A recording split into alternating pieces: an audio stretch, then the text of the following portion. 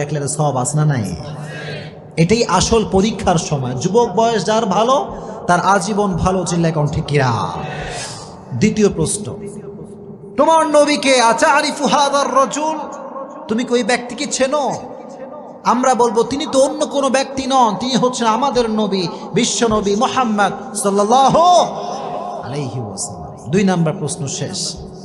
But 3 number প্রশ্ন, ওয়ামা দীনুক, what is your religion, তোমার ধর্মের নাম কি? আপনারা কোন দিকে ধর্মের নাম কি?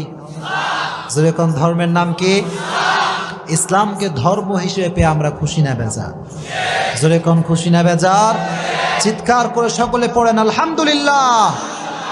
আর মুসলমান ঘরের সন্তান যে হবে, আল্লাহর কসম 31st নাইট সে পালন করতে পারবে না। মুসলমান ঘরের সন্তান যে হবে, সুদ ঘুষ সে খেতে পারবে না, চিল্লায় কোন ঠিক কিনা? এই জন্য মুসলমান ঘরের সন্তান যদি সুদ খায়, বুঝতে হবে সে নামে মুসলমান, কাজে কখনো সে মুসলমান হতে পারে না। এটাকে আপনার সবাই বিশ্বাস করেন? আমার একটা প্রোগ্রাম ছিল মনে হয় মালুম ঘাটে, কতদিন আগে, গত নভেম্বর মাসে মনে, তাই না? মালুম ঘাটে। ওখানে আমি বলেছিলাম সুদের টাকায় আপনি বাড়ি করতে পারেন, গাড়ি করতে পারেন, সব আপনি করতে পারবেন, কিন্তু সুখ আপনি কোথাও খুঁজে পাবেন না। আপনারা কি বিশ্বাস করেন এই কথা? ডুপ্লেক্স ট্রিপ্লেক্স বাসা হতে পারে, টাইলসের বাসা হতে পারে, প্রিমিয়াম গাড়ি হতে পারে, এক্সিও গাড়ি হতে পারে, BMW হতে পারে, কিন্তু খবর নিয়ে দেখেন ওই ডুপ্লেক্স ট্রিপ্লেক্স বাসার মালিক কিন্তু ঘুমের ট্যাবলেট ছাড়া ঘুমাতে পারে না। ঘুমের ট্যাবলেট দরকার। যে রিক্সা চালক, টাকা নাই, পয়সা নাই, বিশাল বড় গাড়ি বাড়ি নাই, কিন্তু রিক্সা চালক যখন ঘুমায়, টায়ার পাংচার হলে যেই শব্দ হয় তার চাইতে বেশি শব্দ তার নাকের টানে হয়, কারণ শান্তি আছে, শান্তি আছে। He has lot of piece of mind. মনের শান্তি দরকার আছে না নাই? আর যার ডুপ্লেক্স ট্রিপ্লেক্স বাসা, খবর নিয়ে দেখেন 10 জনের টাকা মাইরা এই বাসা করা হয়েছে। আল্লাহ যেন সুদ ঘুষ মানুষের টাকা মারার থেকে আমাদেরকে বাঁচায় দিক, জোরে কোন আমিন। এই জন্য যুবক, ইনকাম যদি করতে চাও টু দা হালাল ওয়ে করবা। যুবকরা সবাই পারবা তো ইনশাআল্লাহ? ওমা দীনুক, তোমার ধর্মের নাম কি? জোরে কোন ধর্মের নামটা কি? কিয়ামতের কঠিন ময়দানে হিন্দু ধর্ম আল্লাহর কাছে গ্রহণযোগ্য হবে, খ্রিস্টান ধর্ম হবে, বৌদ্ধ ধর্ম হবে। ইন্না দীনা ইনদাল্লাহিল ইসলাম। In the day of judgment, there is only one religion will be acceptable to your Lord, which is Islam. কিয়ামতের ময়দানে একটা ধর্মই আল্লাহর কাছে গ্রহণযোগ্য হবে, ধর্মের নামটা কি? এই জন্য বাঁচি আর মরি আজীবন ইসলামের পক্ষে কথা বলেই মরবো ইনশাআল্লাহ। আপনারা কি ভয়টয় পান নাকি? ভয়টয় পান? শোনেন, ইসলামের জন্য মরতে পারলে শহীদ, আর বেঁচে থাকলে আপনি গাজী হিসেবে বেঁচে থাকবেন। কথা কোন ঠিক কিনা? মরলেও লাভ, বাঁচলেও লাভ। সুবহানাল্লাহ। এজন্য মাঝে মাঝে খবর নেবেন যে কবর থেকে সুগন্ধি আসছে, এরকম হয় কি হয় না? জোরে কোন হয় কি হয় না? মুআয ইবনে জাবাল রাদিয়াল্লাহু তাআলা আনহুর কবর, মাওলানা তারিক জামিল পাকিস্তানের একজন বিশাল বড় স্কলার। আমি শুনে অবাক হয়ে গেলাম। উনি একবার একটা বয়ানে বললেন যে আমি 2015 সালে গিয়েছিলাম সেই মুআয ইবনে জাবাল রাদিয়াল্লাহু তাআলা আনহুর কবরে। আগেই অগ্রিম পড়েন সুবহানাল্লাহ। কবরের সামনে যখন গেছি তো দেখলাম কবরের উপরে গিলাফ দেওয়া আছে, চাদর দেওয়া আছে, চাদর। মাওলানা তারিক জামিল বললেন, যখন আমি কবরের পাশে দাঁড়ালাম পুরো এলাকাটা সুগন্ধিযুক্ত হয়ে আছে। সুবহানাল্লাহ। এলাকাটা সুগন্ধিযুক্ত এলাকা, আতরের সেন্ট ফেল, আতরের সুগন্ধি কি এর চাইতে বেশি সুগন্ধি কবর থেকে আসে। সুবহানাল্লাহ। যেহেতু পাকিস্তানের মানুষ, উনি বললেন, क्या ये চাদর সে আ রহা হ্যায়, এটা কি চাদর থেকে আসছে? এলাকার সমস্ত মানুষ বললেন, হুজুর যতদিন থেকে আমরা এলাকায় আছি ততদিন পর্যন্ত আমরা প্রত্যেকটা দিন এই কবর থেকে সুঘ্রাণ পাই। সুবহানাল্লাহ। আহা, কি অসাধারণ একটা বিষয়। উনি বললেন তাই তো, তাহলে চাদরটা একটু হটানো, চাদরে আমি একটু সুঘ্রাণ নেব। উনি দেখলেন চাদরে কোনো সুঘ্রাণ নাই, সব সুঘ্রাণ মুআয ইবনে জাবাল রাদিয়াল্লাহু তাআলা আনহুর কবর থেকে আসছে। কোন সুবহানাল্লাহ। उन्हीं बोला मैं ताज्जुब हो गया, ये कैसी बात है। 1400 साल पहले कब्र दिया गया शख्स, उसकी कब्र से आज भी बू आ रहा है। सुभान अल्लाह पड़ा।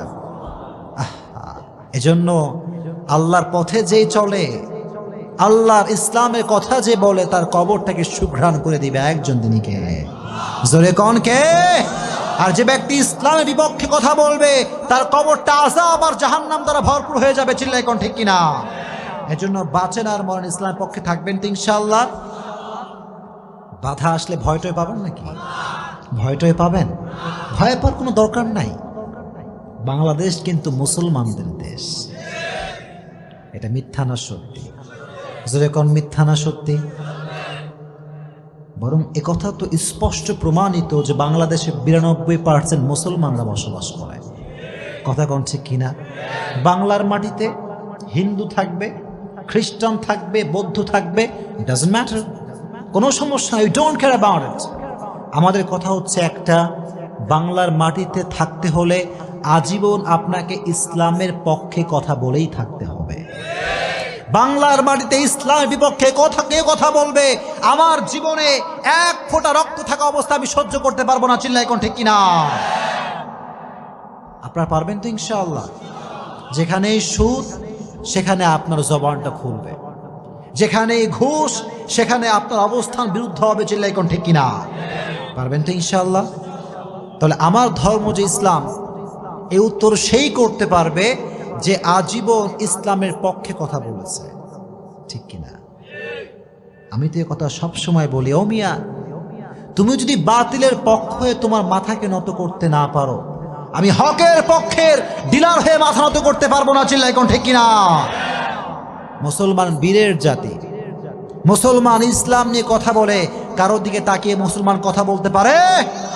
সে বলবে আমার ধর্মের নাম হচ্ছে ইসলাম। তিনটা প্রশ্ন শেষ। এবার ফেরেশতা বলবে কি ব্যাপার, কি ব্যাপার, তিনটা প্রশ্নের উত্তর করতে পারলো।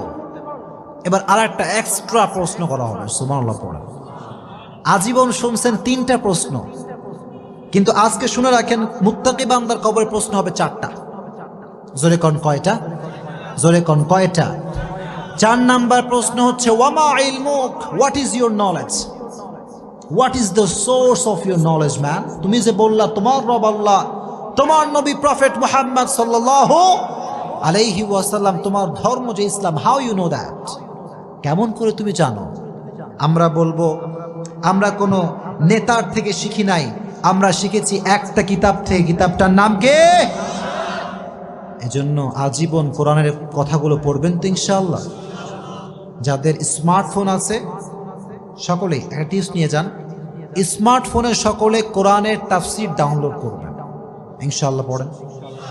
সকলে স্মার্টফোনে 30 পারা কোরআন শরীফ রাখবেন, পারবেন তো ইনশাআল্লাহ? যখন বাসার ভিতরে বসে আছেন অথবা অফিসে আছেন কিংবা রাস্তায় আছেন, open the Quran and recite, বের করেন এবং পড়বেন। বেশি বেশি পড়লে আপনাকে বরকত দিবে একজন, তিনি কে? মুরব্বীদেরকে বলছি, স্পেশালি মুরব্বীদেরকে, চায়ের দোকানে বাজে আড্ডা না দিয়ে 3 বার সূরা ইখলাস পড়বেন, আপনার আমলনামায় 1 খতম কোরআন তাতে সব অ্যাড হয়ে যাবে। যেরকম সুবহানাল্লাহ। একজন যুবক, don't waste your time, never ever. সময় নষ্ট করে দিও না, সময়ের অনেক দাম। এজন্য আজ থেকে প্রত্যেকটা সময়ে কোরআন পড়বেন তো ইনশাআল্লাহ। কোরআন পড়লে আপনার জীবনকে আলোকিত করে দিবে একজন, তিনি কে? এবার আল্লাহ বলবেন, তোমরা কি এখনো বোঝো না এই বান্দাকে?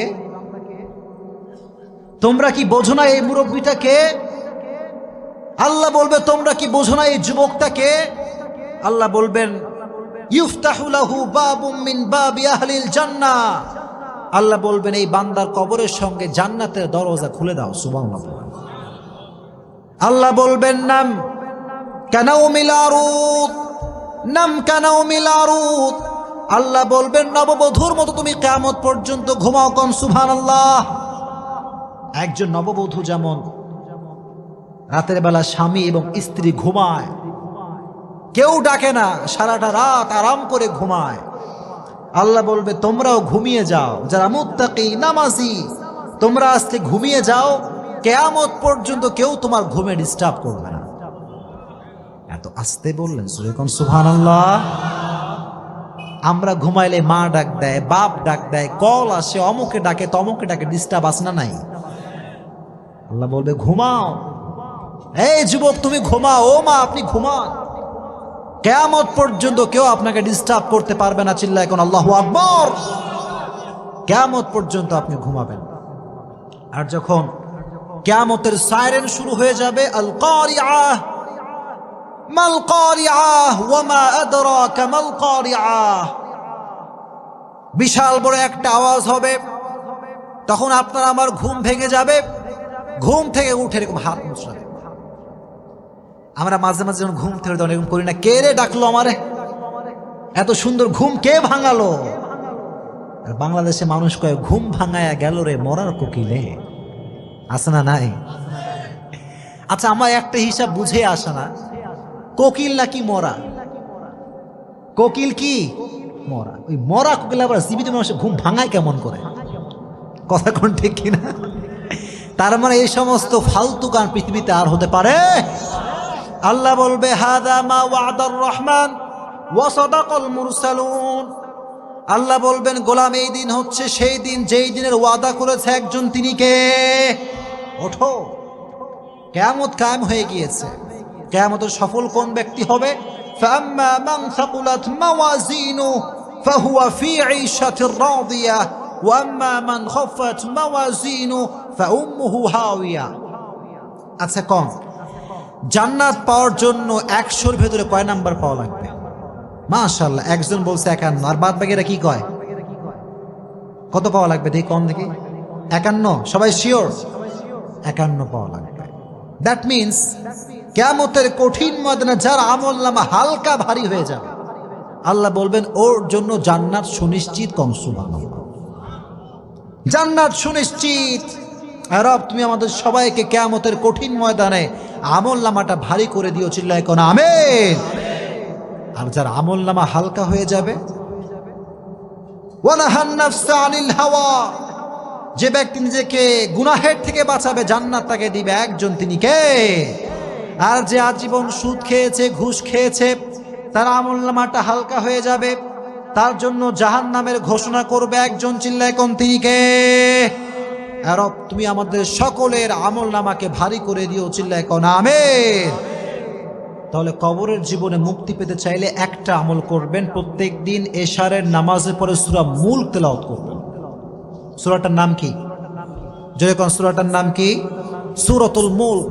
যুবক ভাইরা, মুরব্বীরা, মা বোনরা সবাইকে বলছি, এশারের নামাজের পরে বসে আপনি সূরা মুলক তেলাওয়াত করুন। আল্লাহর হাবিব বললেন মানিআতুম মিন আযাবিল কবর, যে ব্যক্তি প্রত্যেক দিন সূরা মুলক তেলাওয়াত করবে আল্লাহ রাব্বুল আলামিন তার কবর থেকে সমস্ত আযাবকে মাফ করে দিবে। সুবহানাল্লাহ। সূরা মুলক সবাই পড়বেন তো ইনশাআল্লাহ। আল্লাহ সবাইকে কবরের কঠিন আযাব থেকে বাঁচায় দিক। জোরে কোন আমিন।